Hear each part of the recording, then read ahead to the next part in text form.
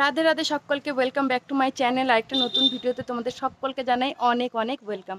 আজকের ব্যাকগ্রাউন্ডটা অনেকটা চেঞ্জ না, আজকে আমি ছাদে থেকে ভিডিওটা স্টার্ট করলাম। সকালের কাজ বাজ প্রায় হয়ে গেছে, এরপরে নাড়ু পাক দেবো, এবার নারকেল করাতে হবে, অনেক কাজ আছে, সঙ্গে থাকো, সব কিছুই তোমরা দেখতে পাবে, আমি শেয়ার করব। আর ব্যাকগ্রাউন্ডটা কি সুন্দর না, আজকে তো আমার খুবই ভালো লাগছে। আজকে আকাশটা মেঘলা, বৃষ্টি হচ্ছে। বৃষ্টি হলে মনটা খারাপ লাগে না? লক্ষ্মী পুজোতে সবাই আসবে, আনন্দ করবে, ঘুরবে, প্রসাদ নিতে আসবে, এটাই একটা আনন্দ। কিন্তু জানি না কতদূর কি হবে। শুনছি তো দুদিন বৃষ্টি হওয়ার কথা আছে। আমার মা লক্ষ্মী জি কি কৃপা করে সেটাই আর কি দেখার। তোতলে যাচ্ছি, কেন জানি না, এক্সাইটমেন্ট বেশি হচ্ছে যে লক্ষ্মী পুজো, তো ওই জন্য হয়তো। তো ঠিক আছে, সঙ্গে থাকো, আবার কথা বলছি। স্থল পদ্মগুলো কি সুন্দর না, আমাদের গাছের পদ্ম, জানো তো। মা তুলে নিয়ে এসছে, আজকে আর আমি ফুল তুলতে পারিনি, তাই স্নান টান সেরে এসছি, এদিকে পুজোর কাজও শুরু করব। ওই জন্য ভাবলাম যে গোপালটাকে একটু ফুল জল দিই, মানে প্রতিদিন স্নান করে আমি দিই, যেদিন পুজো দিতে না পারি সেদিন এসে একটু ফুল জল দিই। আর কালারটা দেখো না কি দারুণ এসেছে, তাই না? চলো এবার গোপালের পায়ে ফুলটা দিয়ে দিই। আমাদের গোপাল খুব ছোট্ট, তোমাদের দেখতে খুব অসুবিধা হবে, কিন্তু আমার গোপাল কিন্তু ছোটই হোক আর বড়ই হোক আমারই তো গোপাল। আর এ দেখো, এখানে গোপালের জন্য আমি গাও মাথা এনেছি, আর এইখানে ঠাকুরকে সাজিয়ে দিয়েছি মোটামুটি। সিংহাসনটা আজকে তোমাদের একটু ঘুরিয়ে দেখাচ্ছি, বুঝলে তো। ওদিকে আবার অনেক কাজ রয়েছে, মা আসবে আমাকে আবার হেল্প করতে। তো এদিকে নারকেলগুলো ভেঙে রেখে দিয়েছি। আর চলো এবার খইটাকে বাছতে হবে, কারণ ওই প্রচুর ধান থাকে তো খইয়ের মধ্যে, ওই জন্য খইগুলো এবার একটু বেছে নিই। এদিকে খই বাছা হয়ে গেলে তারপরে আবার নারকেল কোড়াতে বসতে হবে। তো মোটামুটি বড় একটা থালা নিয়ে নিয়েছি, এটার মধ্যেই কাজ করতে সুবিধা হয়। আর এদিকে কড়াইটার মধ্যে খইটা বেছে বেছে রাখছি।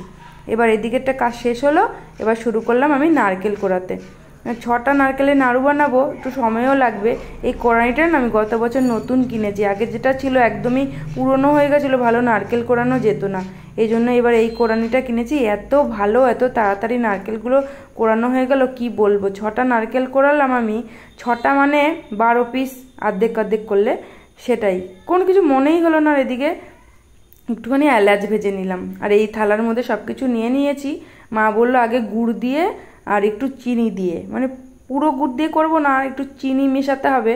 মা বললো তাহলে নাড়ুটা বেশি ভালো হয়, তো ওখানে মিশিয়ে নিল মা। এবার এবার নারকেলটাকে মাখতে হবে, অনেকক্ষণ ধরে মেখে ভালো করে নরম করে নিতে হবে। সব কিছু মিশিয়ে নিতে হবে, চিনিটা গুড়টা সব কিছু মিশে গেলে, চটকে চটকে মিশে গেলে না, তখন কিন্তু কড়াইতে কড়াই গরম করে দিতে হবে। আর যেহেতু কথা বলতে পারছি না, পুজোর কাজ করছি, ওই জন্য ভয়েস ওভারই করতে হলো। মা ওইদিকে খুব একটা কথা বলছিল না, মানে ঠাকুরের কাজ করতে করতে তো বেশি কথা বলতে নেই, তাই জন্যই ভয়েস ওভারই করছি, ডাইরেক্ট কথাটা বলিনি ভিডিওতে। তো এখানে মোটামুটি অর্ধেকটা মাখা চলছে, আর খানিকটা আমি মেখেছিলাম আর খানিকটা মা মেখেছিল। মাই বেশিরভাগটা করেছে, আমাকে মোটামুটি দেখিয়ে টেকিয়ে দেওয়া, মার থেকে নাড়ু শিখার মানে কি বলবো ইচ্ছা। এর আগের বারও মাই এসেছিলো, এবারও আরেকবার মা আসলো। এরবারও ভাবছি আমি বাড়িতে একটু প্র্যাকটিস করে নেব কীভাবে নাড়ুটা বানাতে হয়, প্রত্যেক সময় তো মাকে ডাকা সম্ভব না। এই যে মাখার পরে দেখো পুরো লাল হয়ে গেছে নারকেলটা, এরকমটা যখন হয়ে যাবে তারপরে আমরা হচ্ছে গিয়ে গ্যাসে ইয়েটা মানে কড়াইটা বসিয়ে নেবো। তাহলে চলো এদিকটা করতে করতে গ্যাসটা জ্বালিয়ে নিই। এবারে দেখো কড়াইটায় মোটামুটি এই যে চাপিয়ে দেওয়া হয়েছে, আর কড়াইটা চাপিয়ে দিয়ে দেখো এখন আস্তে আস্তে জাল দিতে হবে। প্রথমে হাই ফ্লেমে দিয়ে দিয়েছিল মা, একটুখানি হাই ফ্লেমে দেওয়ার পরে একটু লো ফ্লেম মানে মিডিয়াম ফ্লেম করে নিতে হবে। জলটা শুকিয়ে আসলে তারপরে যখন হয়ে আসবে তারপরে তো নাড়ু পাক দিতে হয়, সেটা তো তোমরা সবাই জানো। মানে আমি একটু শেয়ার করছি, যেহেতু আমি একটু নতুন শিখছি, তো নতুন মানুষ আর কি বলবো বলো।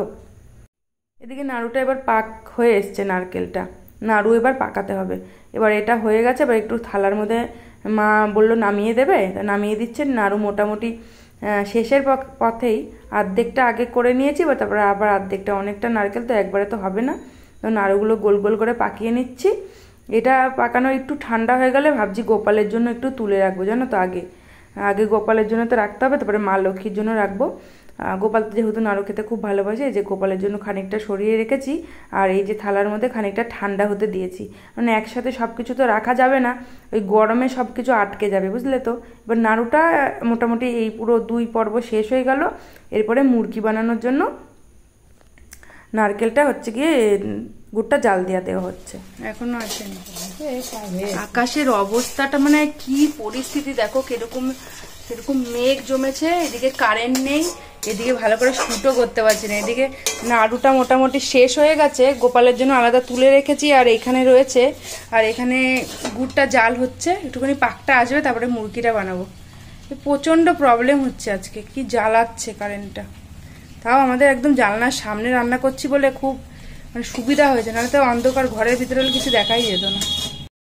এই যে মুরগিটাও মোটামুটি রেডি হয়ে গেল, জানলার সামনে রাখতে হয়েছে কারণ একদমই আলো নেই। এদিকে 14 বার করে কারেন্ট চলে যাচ্ছে, মানে বিরক্ত করে মারছে। এদিকে প্রচুর পরিমাণে বৃষ্টি বাইরে, তো এটা দেখিয়ে নিলাম। এবার দেখো আমি সন্ধেবেলা হয়ে গেছে, আজকে যেহেতু দামোদর মাস চলছে ওই জন্য আমি একটুখানি ঘিয়ের প্রদীপ দিলাম আমার গোপালকে। আর দেখো গোপালকে ভালো করে দেখাও যাচ্ছে না, কারেন্ট নেই, তা কী করে দেখবে। তো এবার চলে এসেছি বাজারে, মানে আর চলছিল না শরীর, তারপরেও ওদিকে সব গুছিয়ে নিয়ে এবার বাজারে চলে এসেছি। ফল বাজার করতে হবে, তো টুকটাক ফল টল কেনা বাকি আছে।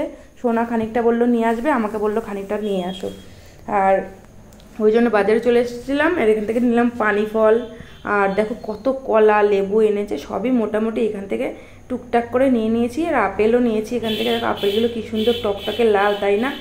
দেখেই যেন মনটা ভরে গেল। এবার চলে এসেছি আরেকটা কাকার দোকানে। এই কাকা মোটামুটি অল্প অল্প ফল বিক্রি করে, কিন্তু এখানে দামটা একটু কম। আর এখান থেকেও অল্প অল্প কিছু ফল নিয়ে নিলাম। এরপরে চলে এসেছি এই দাদাটার দোকানে, তরমুজ দেখছিলাম, ওরে বাবারে বাবা যা দাম, ওর নেওয়ার ক্ষমতা আমার নেই। আর এদিকে ভাবছি একটু ইয়েতে যাবো, জানো তো, দশকর্মা ভাণ্ডারে। দেখো কি পরিমাণে ভিড়, আমি মানে কোন দিক দিয়ে ঢুকবো, কোন দিক দিয়ে বেরোবো, কোন দিক দিয়ে কথা বলবো, এটাই মানে বলার কিছু ভাষা নেই। না, এবার এখানে দাঁড়ানো যাবে না, চলে আসলাম এবার ফুলের দোকানে। ফুলের দোকানেও জম্মের ভিড়, মানে যখন আসলাম তখন থেকে ভিড় নেই, এখন দেখি ভিড়টা শুরু হয়ে গেছে। দেখো পদ্ম দেখো শেষের মুখে, তারপরে পদ্ম আমাকে আমার ভেতর থেকে বললো রাখা ছিল, ওখান থেকে দিল। পদ্মগুলো বেশ বড় বড় সাইজের ছিল, আর মা লক্ষ্মী যেহেতু গোলাপ ভালোবাসে ওই জন্য একটু গোলাপ নিয়ে নিলাম।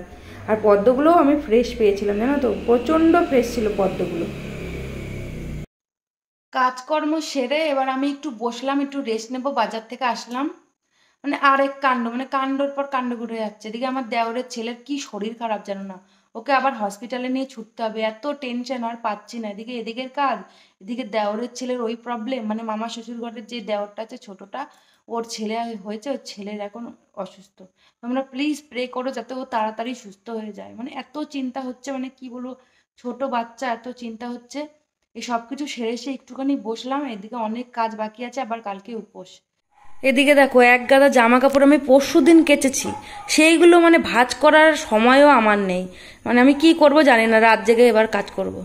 এবার ভাবছি একবারে সবকিছু সেরে তারপরে একটু বসবো। ওদিকে পোগো চেঁচিয়েই যাচ্ছে, মানে এদিকে ওর বাচ্চাটার অসুস্থ, এদিকে আমরা অস্থির হয়ে যাচ্ছি, এদিকে পোগো চিৎকার করছে, মানে সব দিকে যেন ঘেটে হয়ে যাচ্ছে, জানো তো।